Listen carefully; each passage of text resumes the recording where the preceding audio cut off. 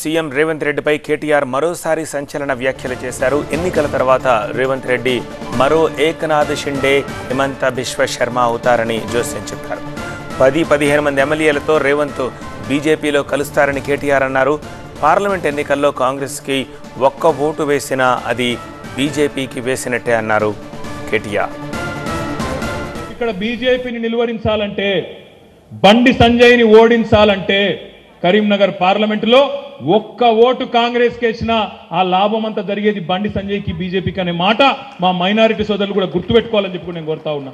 పొరపాటున కాంగ్రెస్కి ఇక్కడ ఓటేస్తే మీరు గుర్తుపెట్టుకోండి, కాంగ్రెస్ ఈరోజు రేవంత్ రెడ్డి కాంగ్రెస్, ఇది మామూలు కాంగ్రెస్ కాదు, రేవంత్ రెడ్డి కాంగ్రెస్. ఈ రేవంత్ రెడ్డి అంటూ ఎక్కువ కాలం పట్టది. ఎలక్షన్ తర్వాత 100% మరొక ఏకనాథ్ షిండే, మరొక హిమంత బిశ్వ శర్మ మన తెలంగాణ నుంచే రేవంత్ రెడ్డి రూపంలో నుంచి వస్తాడు. ఓ 10-15 మంది ఎమ్మెల్యేలను తీసుకొని బీజేపీలకు పోయే మొట్టమొదటి నాయకుడు ఇదే రేవంత్ రెడ్డి అవుతాడు. మీరు యాది పెట్టుకోండి.